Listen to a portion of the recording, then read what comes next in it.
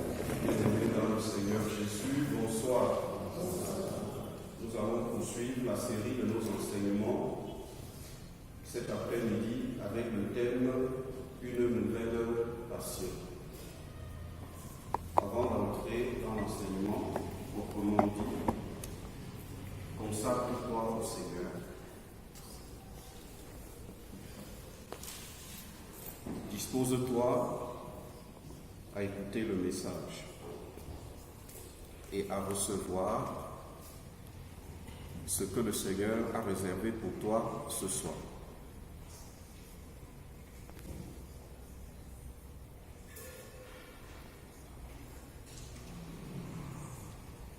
Père éternel, notre Dieu, nous voici une fois de plus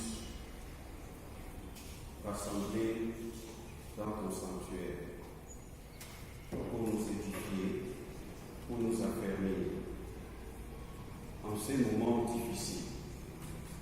Seigneur notre Dieu, nous te rendons grâce de ce que tu n'as pas voulu que la foi carisse en nous, et tu as gardé les robinets de ta source éternelle ouverts. Merci Père éternel. Maintenant, nous sommes disposés à toi comme des vases d'honneur, daigne nous remplir, afin que Seigneur, nous puissions être plus forts, plus que vainqueurs, et que par nos vies, tu sois glorifié. Au nom puissant de notre Seigneur et Sauveur Jésus-Christ. Amen. Amen. Et nous asseoir.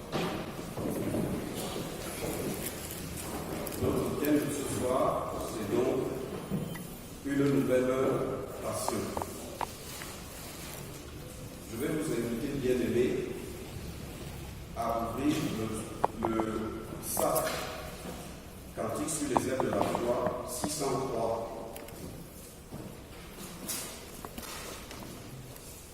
Cantique sur les ailes de la foi 603 pour ceux qui ont leur cantique.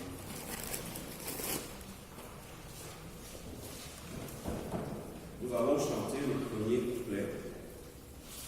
Bref, nous allons méditer. Mon Jésus, je t'aime, je te sers à moi. Mon Père,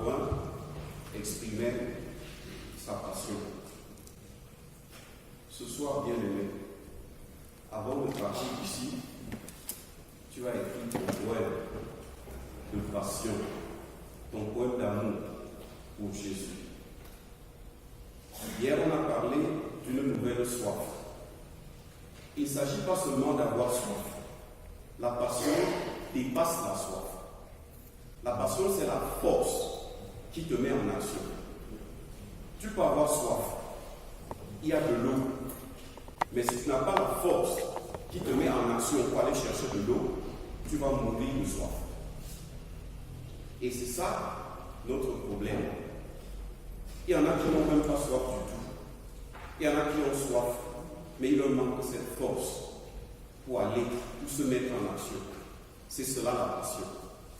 Mais avant d'entrer dans le terme proprement dit, nous n'allons pas nous déroger à l'actualité. L'actualité, c'est le confinement. Et il nous a semblé que le confinement, lorsqu'il est mal compris, lorsqu'il est mal assumé, devient une menace à la passion. Et nous avons essayé de parcourir la Bible pour nous édifier davantage, pour voir comment le confinement peut ne pas devenir une menace à notre passion pour Christ, mais être plutôt un ferment à notre passion. Nous avons d'abord regardé dans le dictionnaire et nous nous sommes rendus compte que, à l'origine, le confinement est un mot qu'on utilise dans le domaine de l'énergie nucléaire. À l'origine, c'est ça.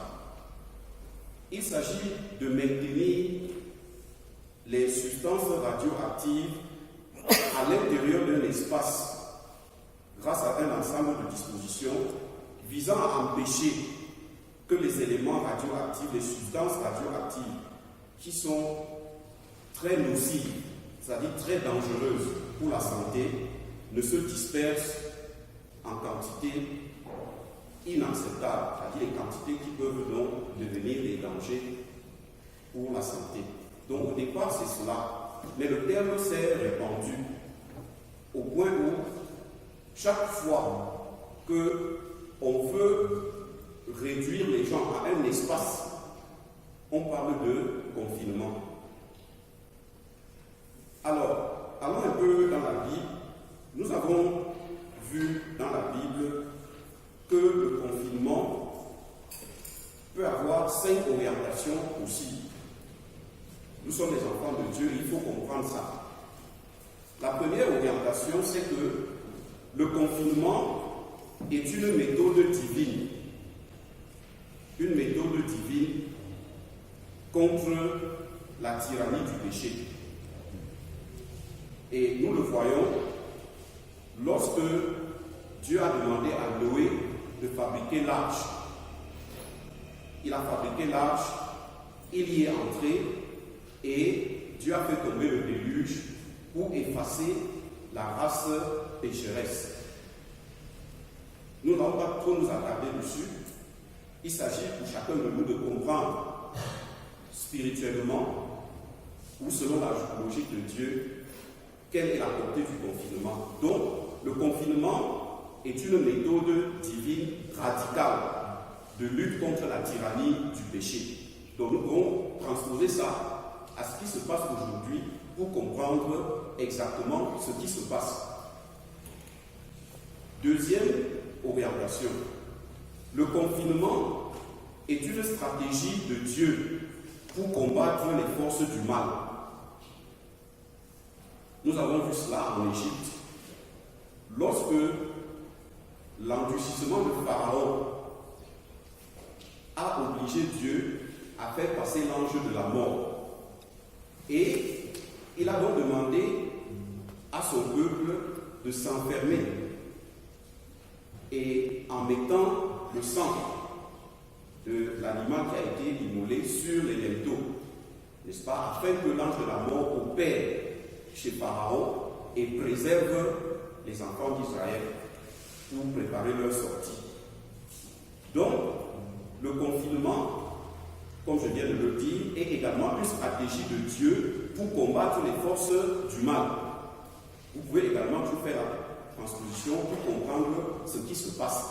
En réalité, le coronavirus qui sévit là dehors et qui nous oblige au confinement, nous disons premièrement, c'est une stratégie. En fait, Dieu nous met dans le confinement premièrement afin qu'il puisse lutter contre la tyrannie du péché. Deuxièmement, afin qu'il puisse lutter contre les forces du mal. Troisièmement, confinement, pourquoi? Le confinement est également un mode divin, c'est-à-dire qu'une façon que Dieu utilise pour sélectionner les mises à part pour son service. Nous avons vu cela lorsque Gédéon, qui devait préparer une armée pour lutter contre les Madianites, a préparé une armée très nombreuse. Et l'Éternel lui a dit que non, ces gens sont trop nombreux. Il a réduit l'armée jusqu'à avoir un petit nombre. Et c'est avec ce petit nombre que Gédéon a vaincu les Madianites. Donc, quand on dit qu'on a confiné les gens et que l'Église, par exemple, doit être réduite à ce que nous voyons, ce n'est pas un problème. Vous qui venez, vous êtes les privilégiés de Dieu. Et sachez que c'est pour mener un combat. C'est pour être au service de Dieu. Par rapport à ce que nous avons dit, la tyrannie du péché, vous allez combattre. Les forces du mal, vous allez combattre. C'est ça le confinement selon Dieu. Il sélectionne un petit nombre pour le mettre à son service, pour gagner les batailles, les victoires. Vous n'avez pas donc raison d'avoir peur. Vous êtes les privilégiés de Dieu, vous êtes les sélectionnés de Dieu. Quel que soit le petit nombre que vous êtes, comprenez ça comme cela. Autre orientation du confinement, c'est que le confinement est un temps de gestation spirituelle afin que l'homme nouveau naisse. Nous voyons cela lorsque l'enfant prodigue, s'étant éloigné de son père, se retrouve tout seul. Après avoir courbé la misère, il se retrouve tout seul. Et la parole de Dieu dit, étant retourné en lui-même. Ça, c'est le confinement spirituel. Et je vais saisir l'occasion pour vous dire que le confinement social et physique n'est pas une menace à la fois. Au contraire, c'est un temps de gestation afin que, à l'issue du confinement, un homme nouveau naisse. Je suis en train de dire que, à la fin de ce confinement, qui est une certitude, ceux qui auront compris le confinement comme tel, selon la perspective de Dieu, ne seront plus les mêmes. Si après ce confinement, vous êtes toujours le même, il y a un problème. Donc, quand l'enfant prodigue est donc entré dans ce confinement spirituel, qu'est-ce qui s'est passé? De lui est né un homme nouveau qui a décidé de se dépouiller du vieil homme et de retourner vers le Père. Et enfin, l'autre signification du confinement, c'est que le confinement est un moment privilégié où Dieu annonce des temps nouveaux. Et nous entrons dans le thème de ce carême. Et nous avons pour preuve le confinement des disciples après que Christ ait été crucifié. Ils étaient tous enfermés quelque part. Et pendant qu'ils étaient dans la désolation, le désespoir, qu'est-ce qui s'est passé? Jésus est entré. Lorsque les portes et les fenêtres étaient fermées. Je suis en train de te dire que on se sera beau confiné. Mais ce qu'il faut comprendre, c'est que cet enfermement est un moment où nous devons être vigilants parce que le Seigneur va nous parler. Il va entrer dans nos vies. Et si nous n'avons pas le discernement pour comprendre, nous allons rater le message. Il va entrer dans nos vies. Quand Jésus-Christ est venu, il a dit aux disciples de ne plus avoir peur. Il annonçait ainsi des temps nouveaux. Bien-aimés, après ce temps de confinement, il y aura des temps nouveaux. Et nous savons qu'il a également annoncé aux disciples l'effusion du Saint-Esprit.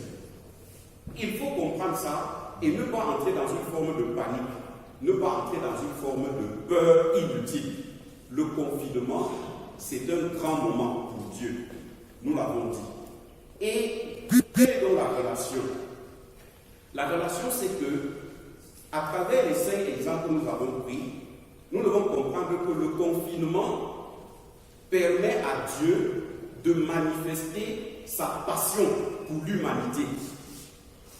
Et lorsqu'il manifeste sa passion pour l'humanité, il suscite une nouvelle passion à l'humanité. Au temps du déluge, il a suscité une nouvelle génération. Au temps de Pharaon, il a suscité la délivrance de son peuple. Au temps de Gédéon, il a donné la victoire à Gédéon contre les Madianites. Et pour l'enfant prodigue, il y a eu la réconciliation avec le Père et il a retrouvé sa place de prince. Et avec les disciples, il y a eu la victoire sur la peur et l'annonce de l'effusion du Saint-Esprit. C'est cela, la naissance de la nouvelle passion. Le confinement n'est donc pas un moment à vivre dans la peur, dans la psychose. Non, il y a une nouvelle passion.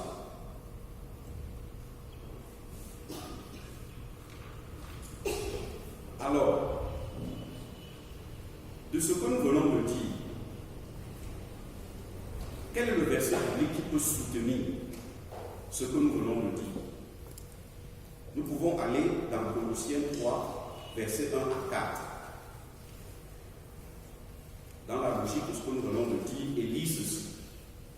Si donc vous êtes ressuscités avec Christ, cherchez les choses d'en haut, où Christ est assis à la droite de Dieu. Affectionnez-vous aux choses d'en haut et non à celles qui sont sur la terre. Car vous êtes morts et votre vie est cachée avec Christ en Dieu. Quand Christ, votre vie, paraîtra, alors vous paraîtrez avec lui dans la gloire. N'ayons pas peur. C'est siéger ou rien.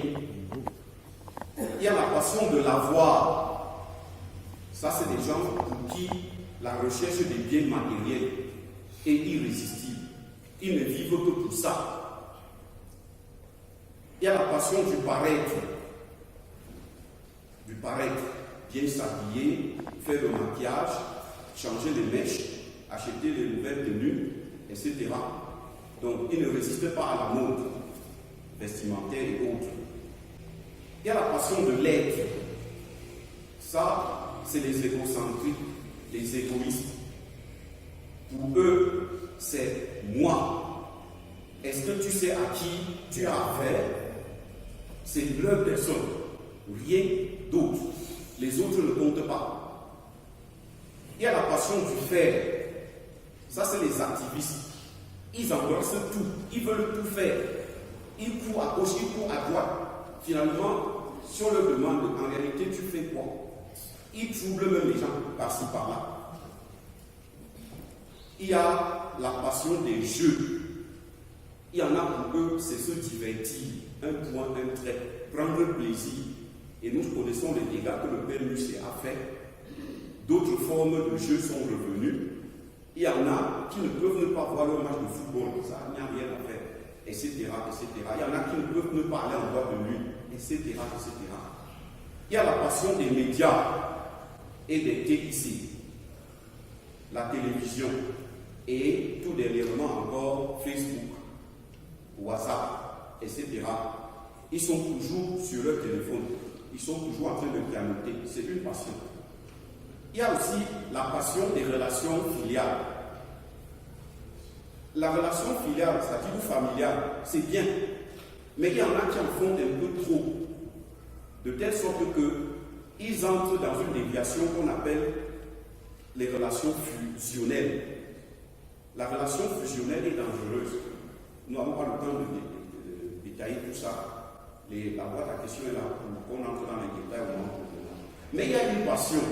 C'est celle qui nous intéresse aujourd'hui, c'est la passion des choses d'en haut.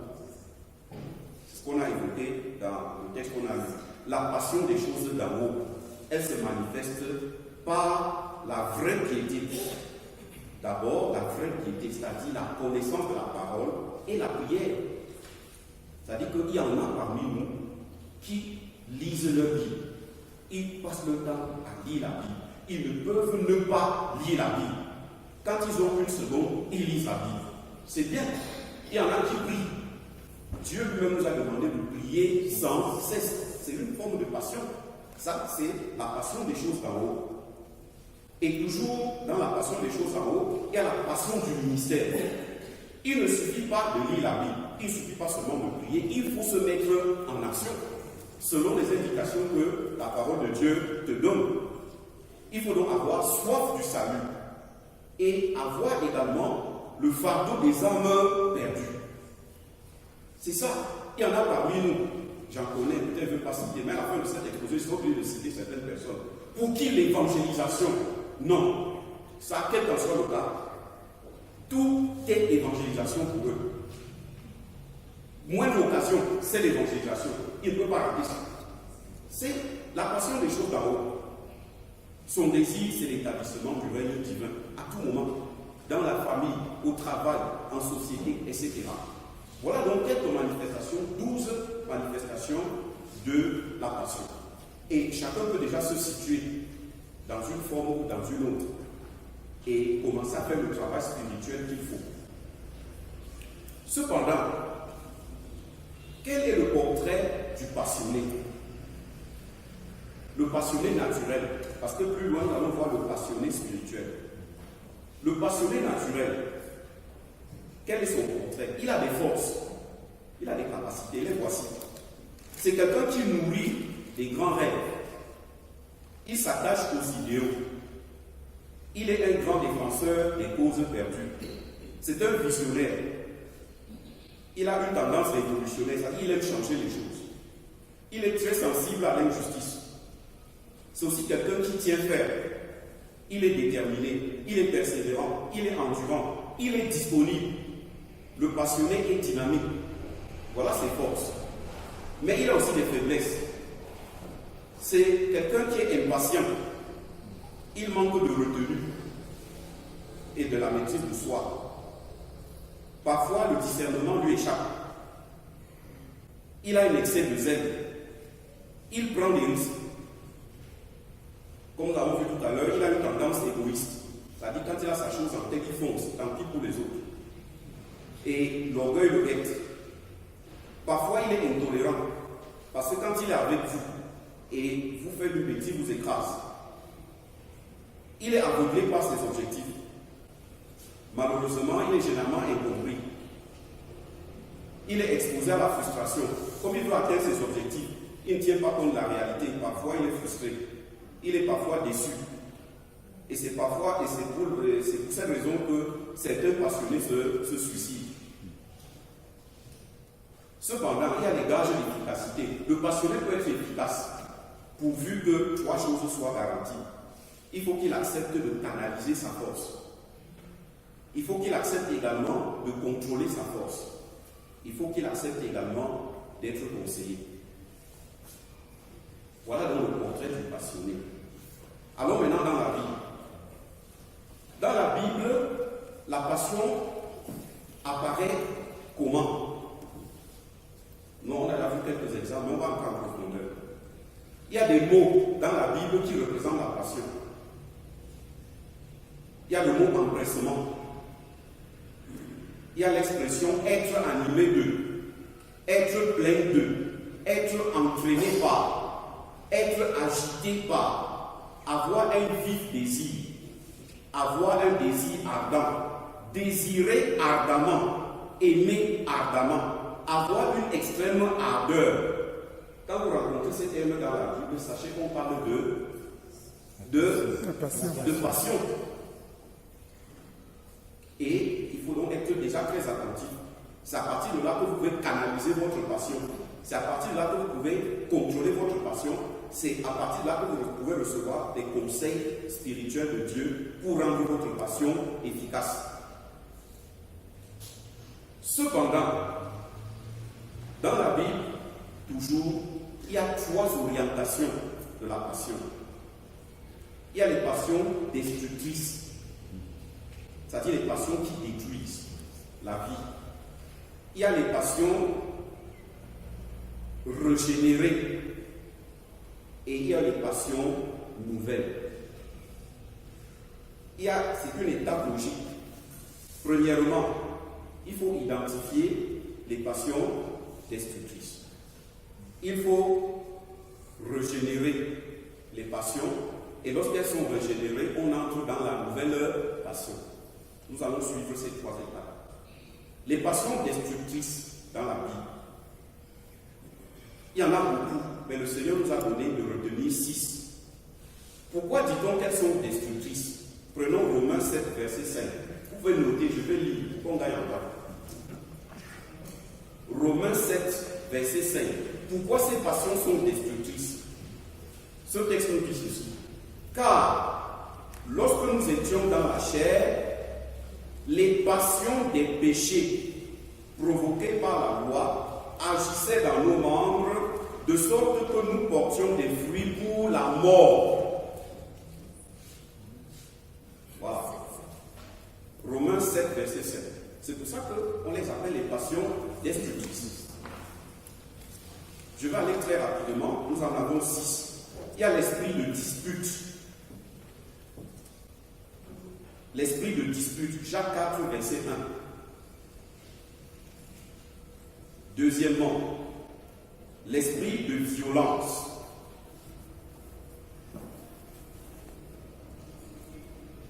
Luc 9, verset 51 à 56. Il y a beaucoup d'autres textes. Troisièmement, les mauvais désirs.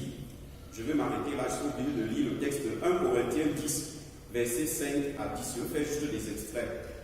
Les mauvais désirs. Passion destructrice. Je vais lire le texte.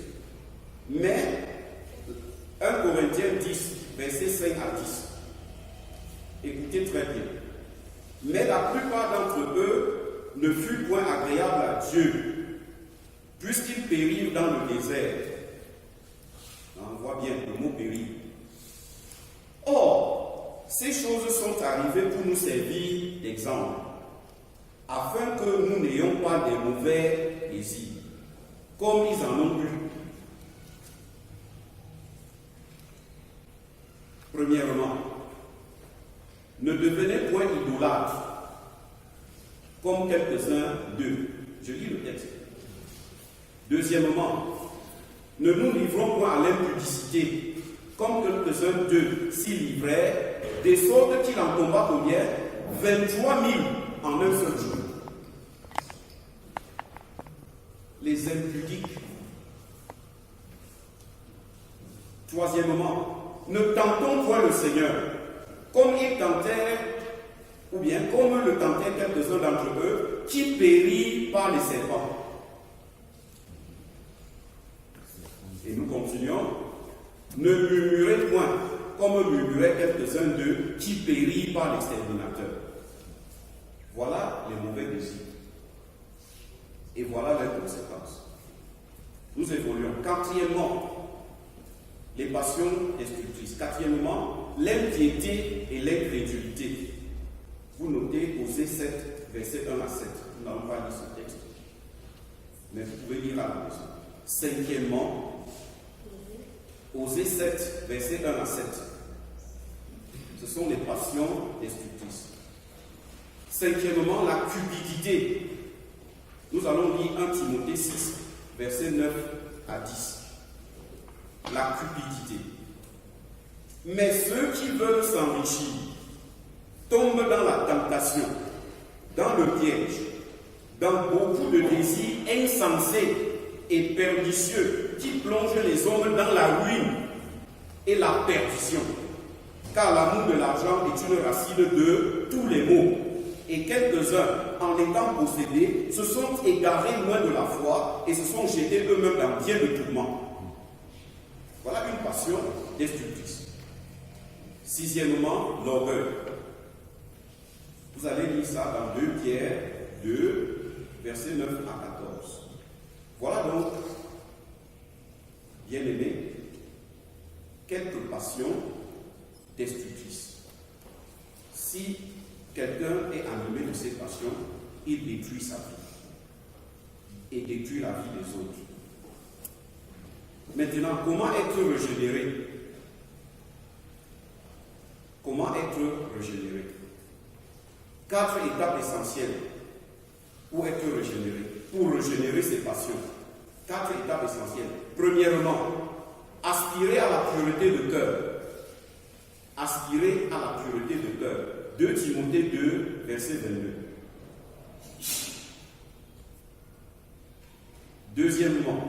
Deuxième étape, crucifier la chair. Galates 5, verset 16 à 26. Galates 5, verset 16 à 26. Crucifier la chair. Troisièmement, mourir en soi. Mourir en soi. Colossiens 3, verset 5. C'est la troisième étape.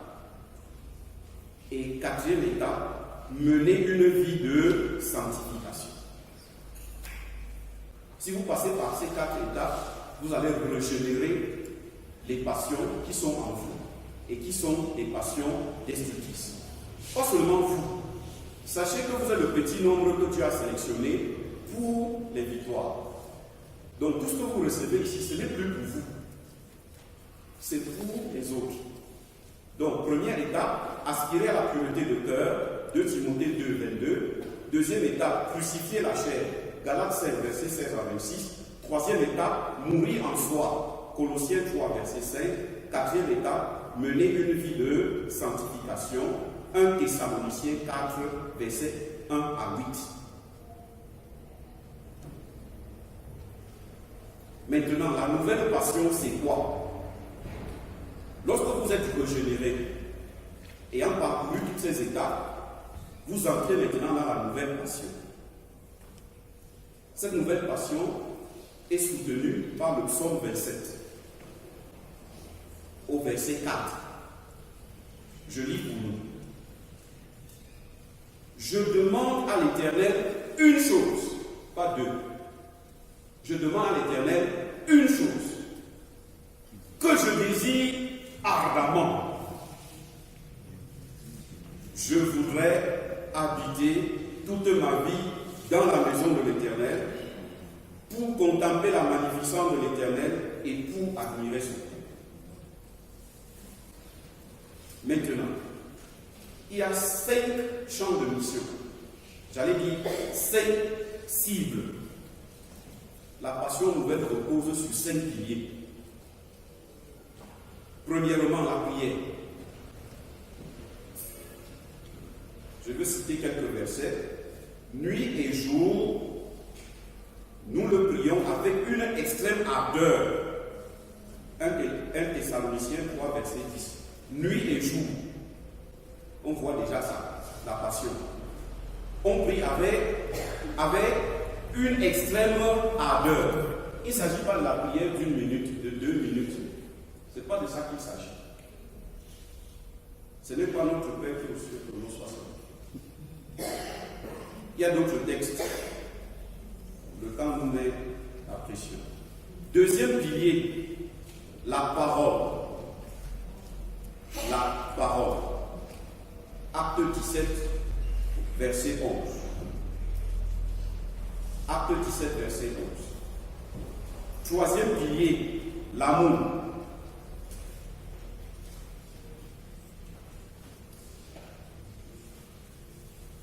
Ici, nous allons distinguer 2 types. L'amour du prochain. 1 Pierre, chapitre 1, verset 22. Et l'amour pour Dieu. Marc 12, verset 30. Permettez-moi de lire Marc 12, verset 30. L'amour pour Dieu.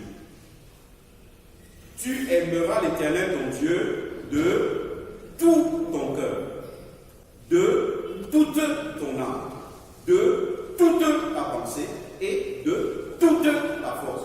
Les toutes là vont vraiment challenger. C'est ça la passion. Quatrième pilier de la passion, la nouvelle passion, c'est la mission. C'est la mission. Romains 1, verset 15. Ainsi, j'ai un vif désir de vous annoncer l'évangile. Il y a d'autres textes, mais ce texte suffit pour comprendre la passion dans la mission. Cinquième pilier, enfin, l'identité. L'identité. Philippiens 2, verset 5 et Éphésiens 5, verset 1 à 7. Ayez en vous les sentiments qui étaient en Jésus-Christ. L'identité. Si vous n'avez pas cette identité, vous n'avez pas la nouvelle passion. Philippiens 2, verset 5 et Éphésiens 5, verset 1 à 7. Devenez donc les imitateurs de Dieu comme des enfants bien-aimés et marchez dans la charité à l'exemple de Christ.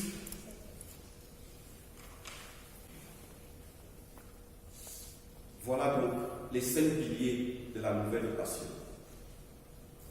Maintenant, quelques modèles. Nous allons prendre les figures bibliques, mais nous allons aussi prendre des figures que vous connaissez, pour que vous ne dites pas que ce sont seulement les choses qui sont restées dans la Bible. Mais dans la réalité, au quotidien, on a les gens qui ont manifesté ce genre de passion.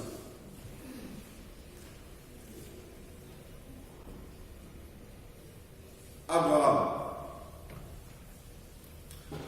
avait cette passion pour Dieu, au point de faire quoi? D'être prêt à sacrifier son fils. Moïse a eu cette passion, au point d'accepter d'aller affronter qui? Pharaon. Nous qui avons peur, c'est le manque de passion. Néhémie et Esther et bien d'autres ont eu la passion des bâtisseurs. Nous sommes 2600. Il n'y a eu que 300 personnes qui ont bâti Philadelphie. 300 sur 2600. Il y a David, le défenseur acharné de la gloire de Dieu, face à Goliath. Pendant que Goliath se moquait du peuple de Dieu et que les gens se reculaient, il a eu une passion. Il allait affronter Goliath. La veuve de Sarepta a une passion pour le serviteur de Dieu. Elle n'avait qu'un peu d'huile, un peu de farine. Elle dit, je donne ça, et après, mon enfant et moi, nous mourrons. C'est la passion.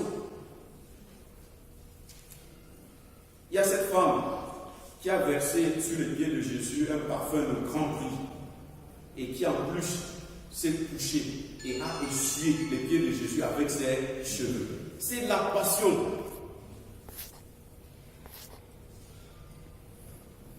Il y a Marie, la sœur de Lazare, qui était couchée aux pieds de Jésus.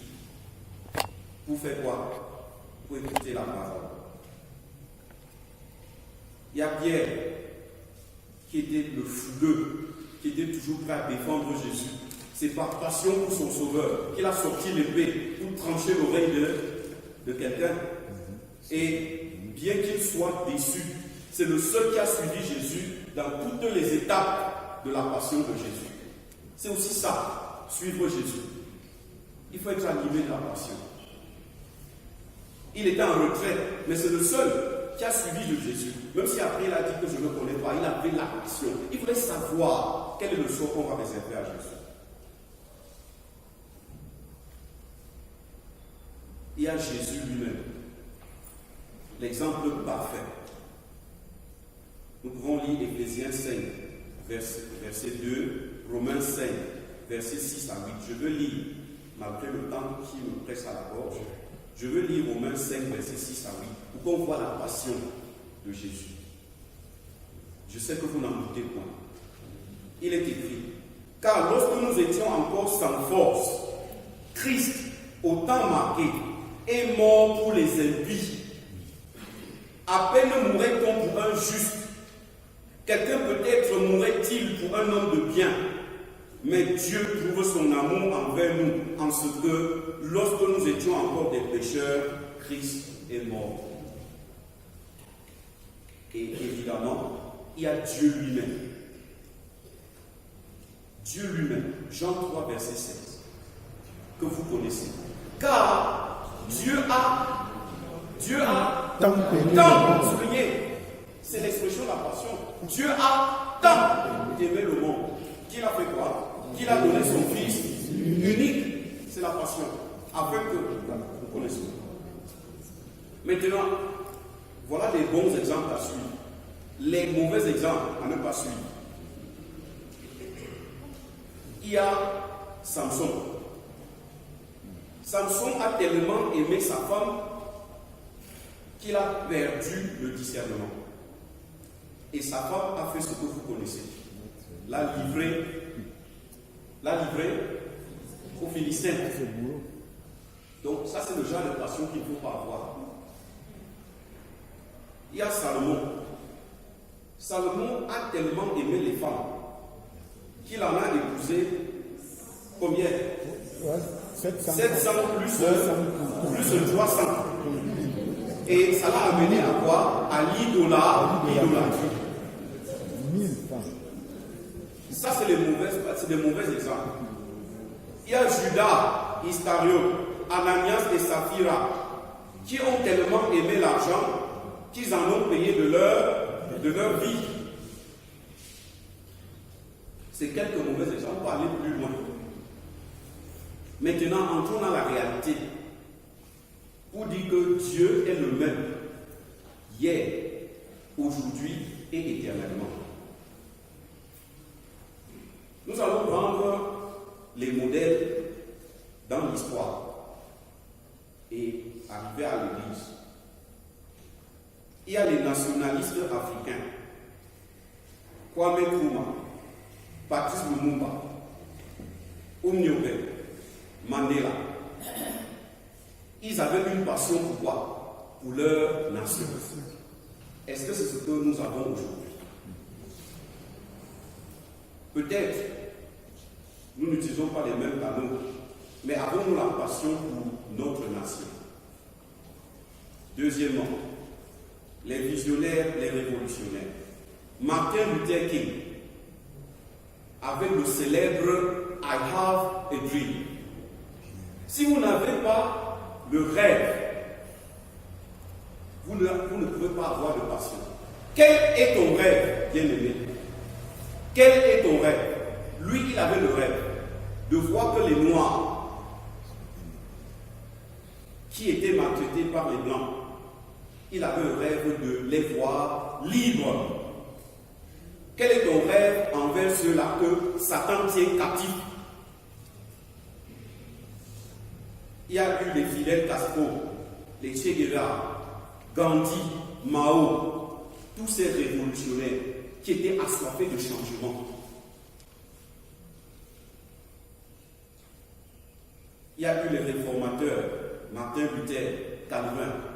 On a parlé l'autre jour de la nouvelle réforme. Où en sommes-nous?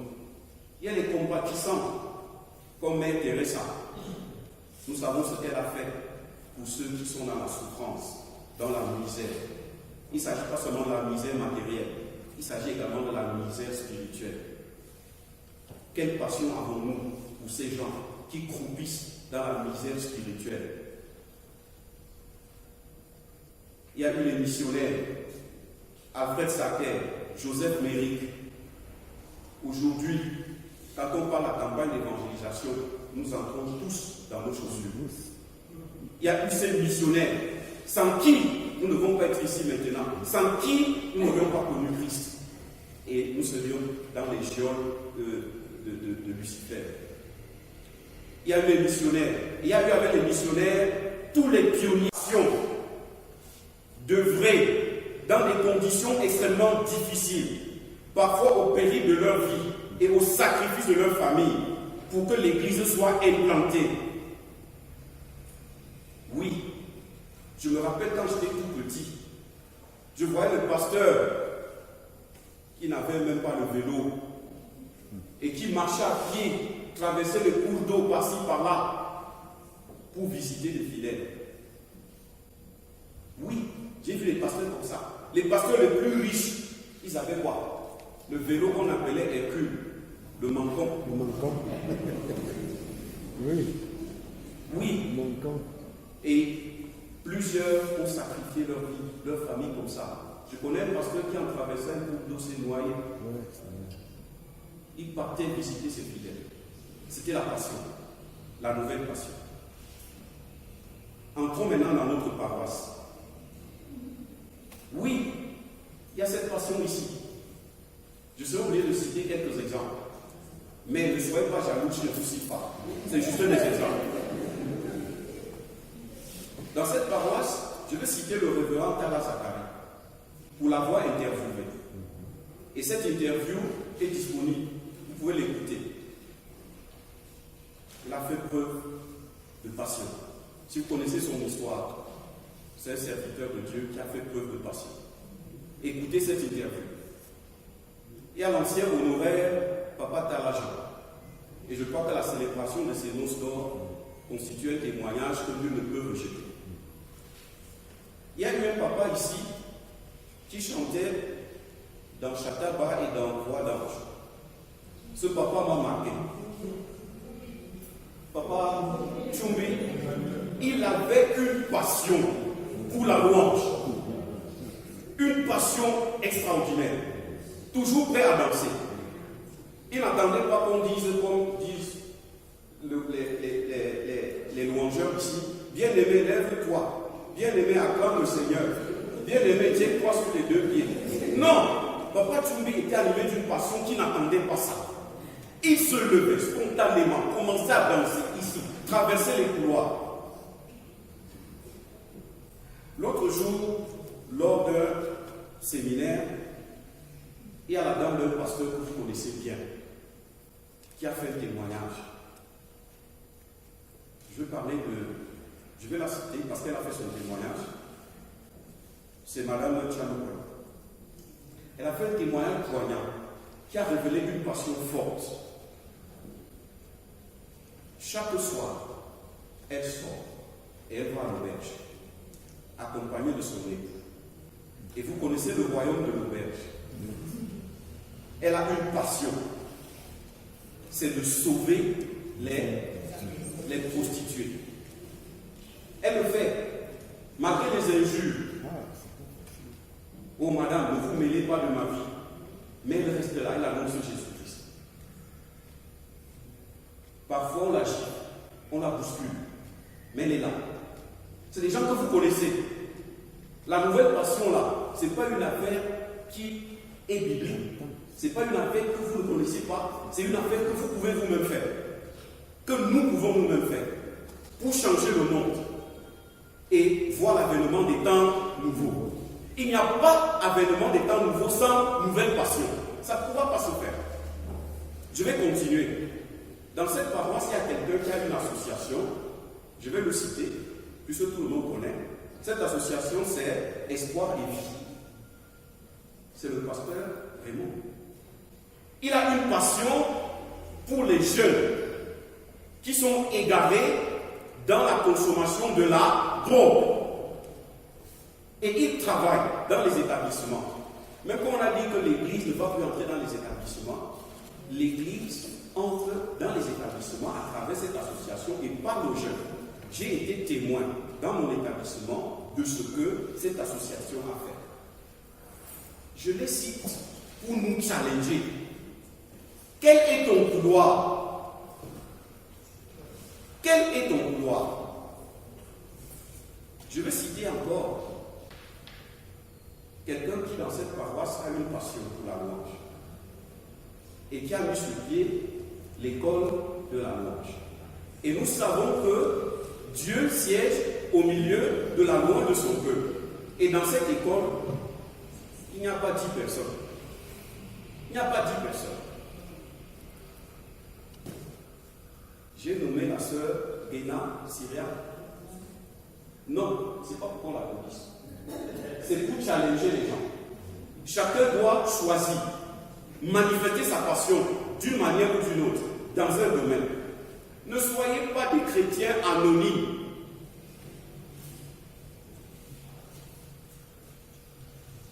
Et il y a aussi quelqu'un qui a une passion.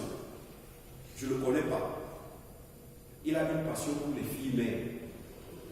Je ne le connais pas. Mais j'ai souvent vu le pasteur Ouété annoncer que les filles mères doivent attendre. C'est cette catégorie de filles qu'on a tendance à rejeter. Parce qu'elles ont accouché sans se marier.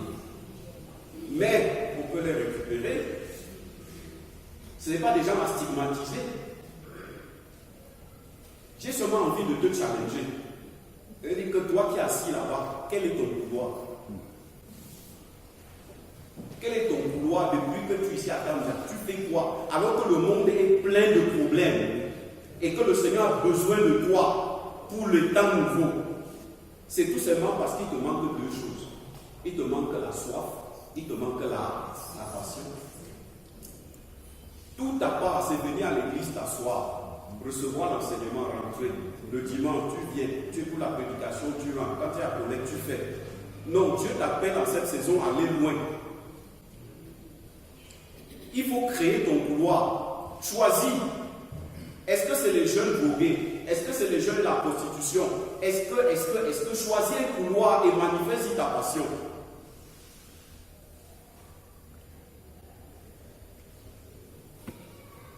Oui, bien-aimé.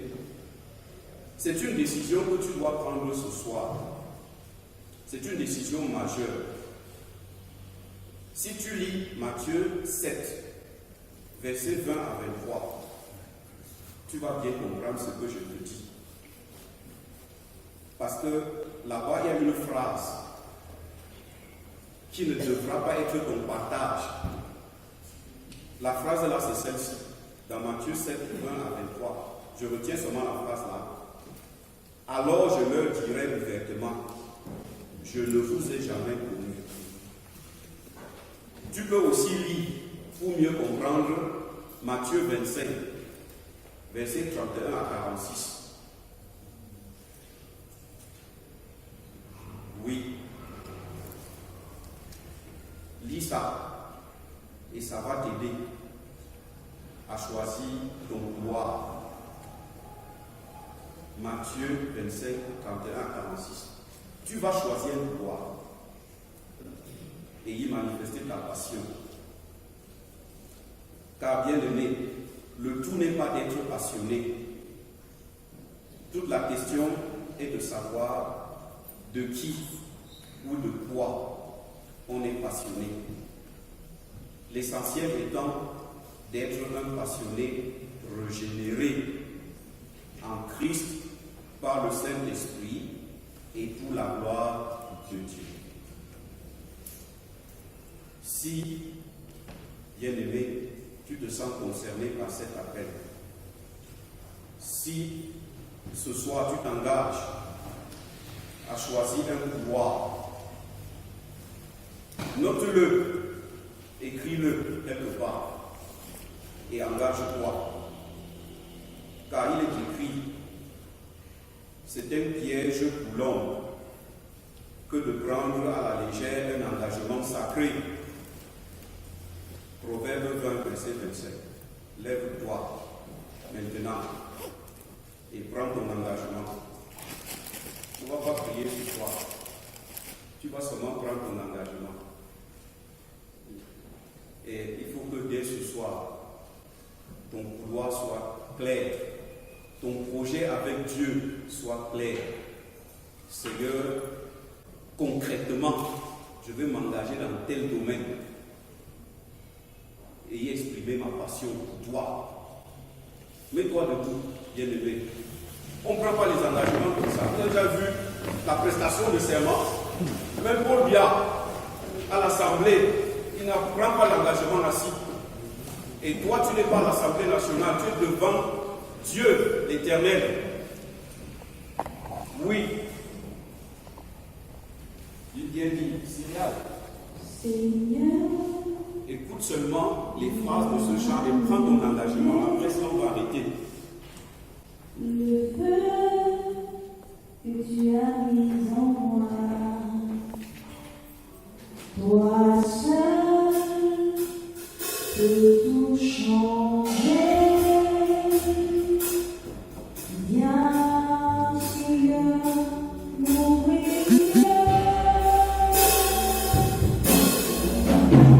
Seigneur, Ne chante pas. viens remplir Il y a même un chanteur. Moi, tu prends l'engagement. le feu que tu as mis en moi. Toi seul peux m'éclairer. Viens, Seigneur, m'ouvrir.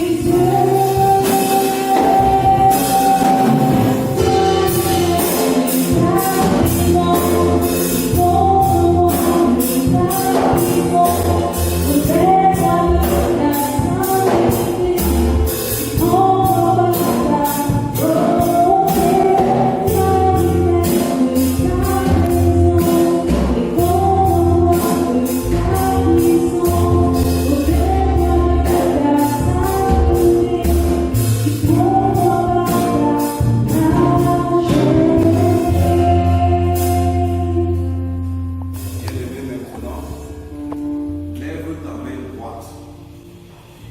Si tu as pris un engagement, si tu as choisi un couloir, si tu as formulé avec Dieu un projet que tu vas mettre en œuvre dès ce soir, je vais sceller ce projet afin que l'ennemi ne t'empêche pas de l'exercer pour la gloire de Dieu.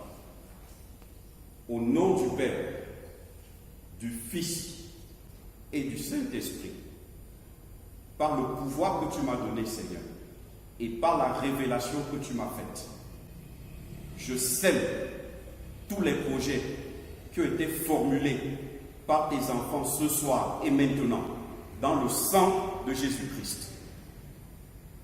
Amen. Asseyons-nous, bien-aimés.